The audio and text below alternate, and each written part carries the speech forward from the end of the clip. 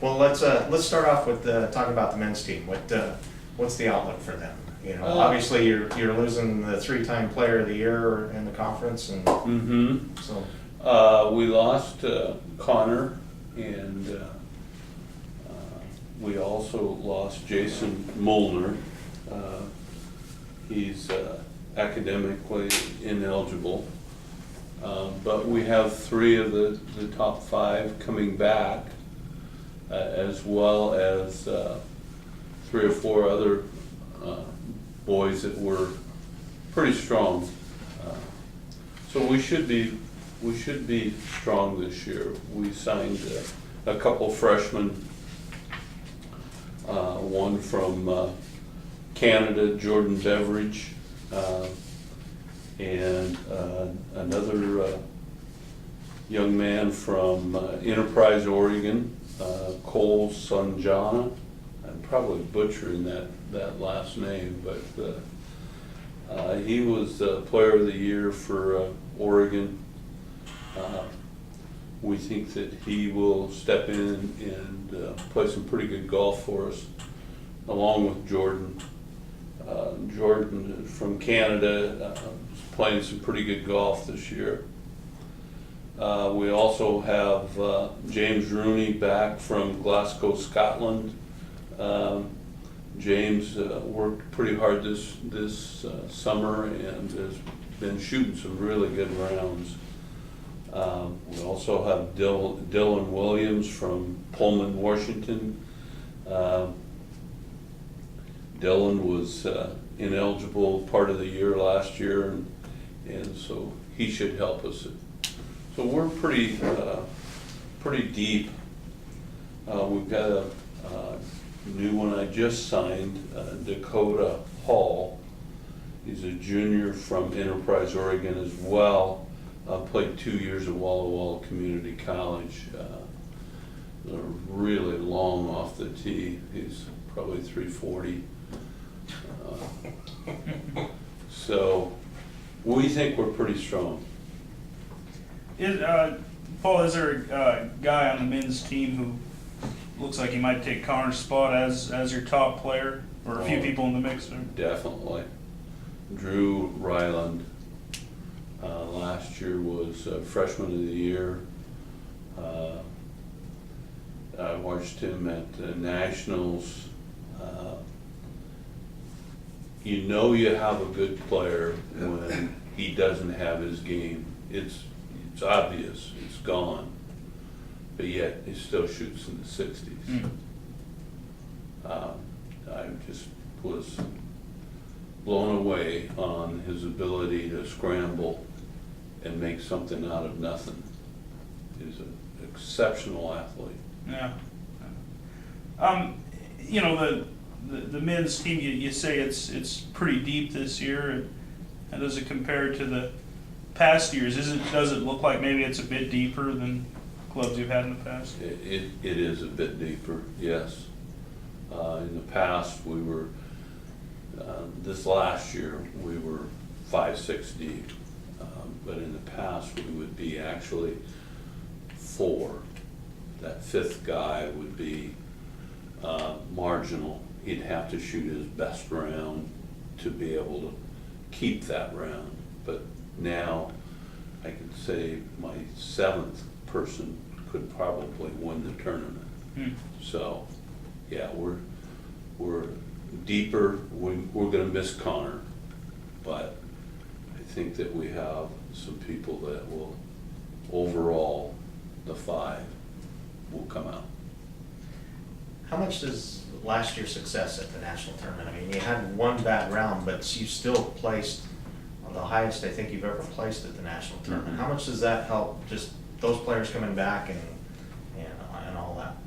Well, I think it helps a lot. Confidence in the game of golf is, if you've played the game, you know confidence means an awful lot. And for them to come back the way that they did, they shot a really good round on the first round and then just had a horrible second round, and that same day, they played their third round and shot themselves right back into the tournament. When that round was so bad that we went from second to 12th. But they hung in there, and I think what they found from that is that I can bring it back. You know, I had some of the, it was kind of funny, I had two of the kids come to me in middle of the second round, the bad round, and said, "Coach, I lost my swing. I just lost it." And I looked at him and said, "You don't lose your swing. You've lost some confidence. Let's just step up. Let's get it going." And they did. It's fun to see. Paul, if you could remind me, the format is the same in the conference where the points accumulate throughout the fall and into the spring too, is that right? Mhm. Okay. Yeah, you have a running score of your total strokes. You play 5, but you only keep 4 scores. So Okay. one of the players, you get to drop their score. Then when the season is over with the last tournament is played for the national tournament. You can be 5th in the league, and if you win that tournament, you go to the national tournament. Okay. Well, Cliff, can you talk some about the women's team? I guess it's a similar situation where you guys lose Courtney, who was the top player, to the men's team, and you know. We lost Courtney the year before. Yeah. Oh, I'm sorry. Yeah, I'm we sorry. lost I'm going a year year back. before. Yeah. Last year was going to be a rebuilding year, but unfortunately with the weather that we had last year, there was very little time for practice. If you recall the year we had, I mean, we were gonna just really focus on the short game and get their game sharpened up, but there was so limited amount of practice, so we didn't get a lot accomplished. This year, what we plan to do, and we have a program set up, we have another gal that's come on to the staff, Courtney Shroud, and she's helped develop a practice program between her and I, and we're gonna just pound the short game, putting and chipping. And it's not gonna be something that the girls are gonna love at first, because they wanna get to the course, putt a little bit and go out and play golf, you know, but we are going to initiate a program where they are going to make 50 putts and then attempt to make another 50 putts before they go out onto the golf course. And then when they get back playing 9 holes, they're going to attempt to make another 50 putts. And then on alternate days, it will be the same thing on chipping. So hopefully in a short period of time, their short game will be sharpened immensely. Because that, if there's a weakness in those girls' game, and after watching them play for a year now, in tournaments, that is the weakness that they have, is in the short game. And so if we can get their game to come around on the short part of the game, we expect to have a big improvement. We did lose, back to your original question of losing Courtney, we did, this year we lost Alana, which is the girl from Canada, and she was the #1 player last year. But we picked up Heather, who was Heather Brew. she was redshirted last year because of the injuries, and she will be our #1, more than likely, probably be our strongest player this year. We looked to her to be our strongest player last year, but because of injury she couldn't play. So she's coming back. Overall, there's just really good potential in these girls, but it all comes down to the short game. And so it's going to be based on whether we can get that honed or not in a relatively short period of time, because we start playing playing these tournaments within a few weeks of once we start practicing. So it's going to be a tough, intense job right off the get-go.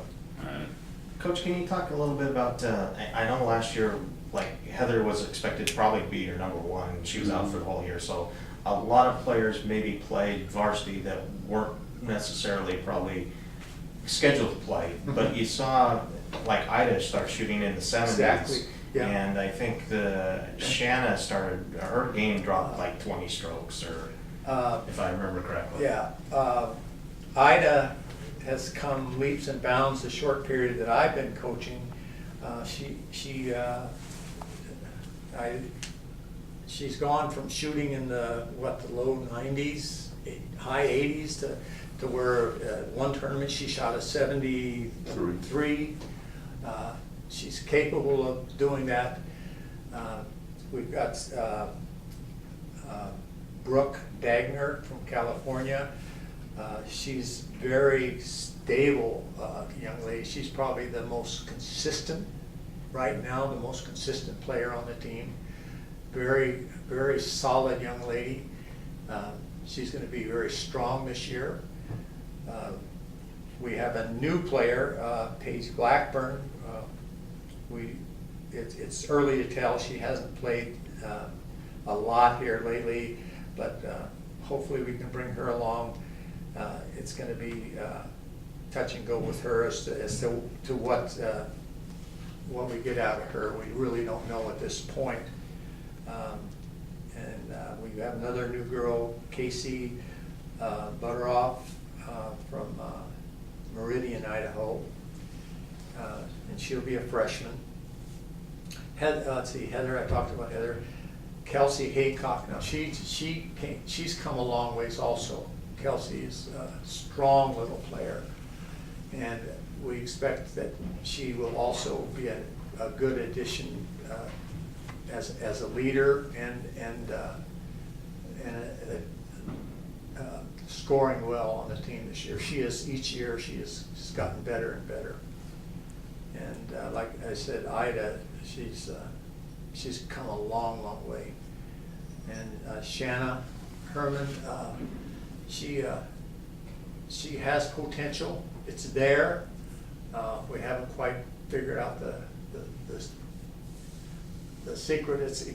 Once again, it comes down to short game. She can hit the ball, but we can't quite get the short game going on some of these girls. If we can get their short game going, we are going to be something to deal with. That's what it comes down to.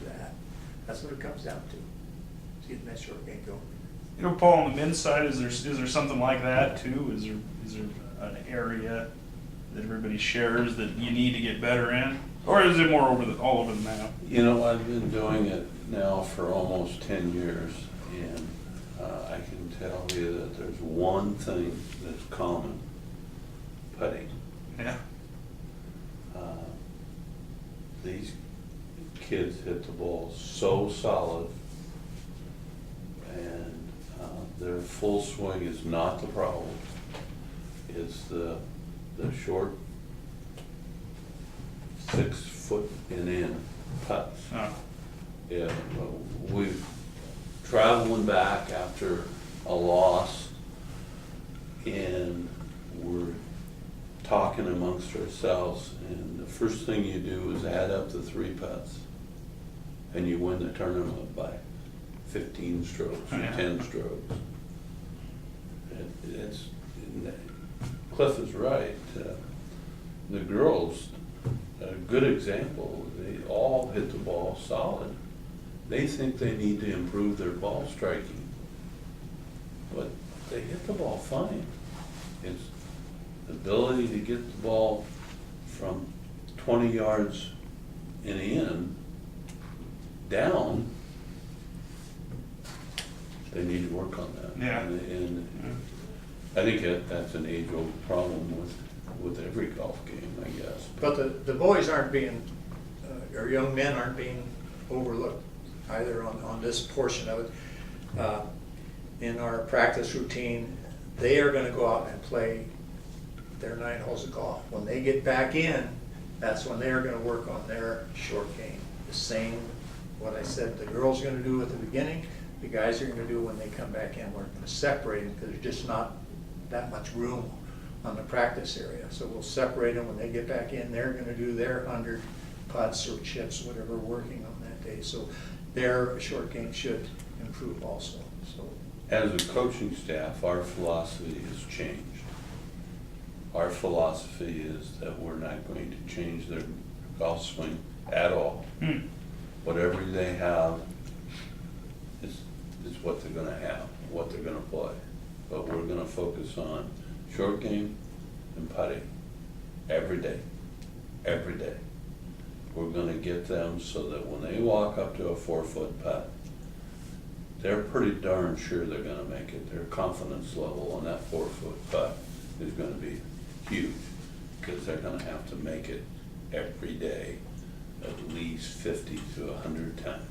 They're gonna have to make it. Yeah, and you mentioned that Courtney Sherrod helped develop this plan for you guys? Is that Yes, sir. right? Okay. Yeah, Okay. she's done really a good job. This physical conditioning, she worked this program also. She got the girls to come on board with it. They've been working out this summer. It hasn't just not when the golf season starts. They've been working out. She worked up a program, gave the brochure to them. So she's been very instrumental as far as getting the girls. They should be stronger this year, more physically fit. So they should be able to probably hit the ball a little farther. And another thing that's going to help is when they go out in a tournament, the first day is 36 holes. They pack their own bag, and that is especially hard on a young lady. When the weather's bad, cold, wind blowing, and you're packing your bag, at the end of 36 holes, they are dragging their tail. I Yeah. tell you what, it is really tough. And now they'll be stronger, more fit, and so it should give them a bit of an advantage. Is that a change? Did they usually do the 36 hole the second day, or is it? No, it's always That's the okay. first day. Okay.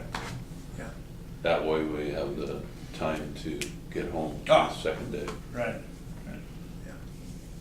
And Cliff really didn't go into Heather Bruce, but she's a strong gal. She hits the ball about Oh. 260, 270, and she'll shoot in the 70s most rounds. So she's losing her last year really made a difference. If you put her in last year's mix, we're right there with everybody. Take her out, we're about 30 shots, 3 rounds, taking a 90 against a 70-something. You can do the math. Mm-hmm. So it'll make a big difference. I look for Heather to be the leader of the group. Yeah. She will definitely And you be the mentioned, flyer in that group. you mentioned Ida. I've never seen a gal, well, both of us are just blown away by how hard that she hits the ball. She hits it 260, 270. And when you shoot, she shot a round in Lewiston at 72 and another round in Salt Lake at 73. That's not a fluke. Yeah. She doesn't do that all the time, but she's more than capable of doing that. Yeah. I played a round with her the other day, just wanted to see how she was doing, so we went down to Clarkson and played. And she is driving that ball. It made me feel bad. She was out driving me, and I can't kill the ball, but I can hit it respectfully, and she was out driving me. And so Yeah. that's pretty darn good. Yeah. She can kill it. And she can hit it with any of those girls in the league, any of them. So you take Heather and Ida, that's 2 pretty solid players, and then Brooke Dagner came to us as a 7. So Brooke can shoot in the 70s, and she got to the point where she lost her confidence in her short game, but she still hit the ball good. And then you take Kelsey Haycock, hits the ball about 230, 240. That's the key for the women. If you can get some girls that are gonna hit it 230, 240 and up, they're gonna score. Most of the girls that you get, they'll hit it 180. I mean, that's if they hit it solid. Mm-hmm. So we think we have the nucleus of a pretty strong team. We just need to get over the hump on the short game. Yeah.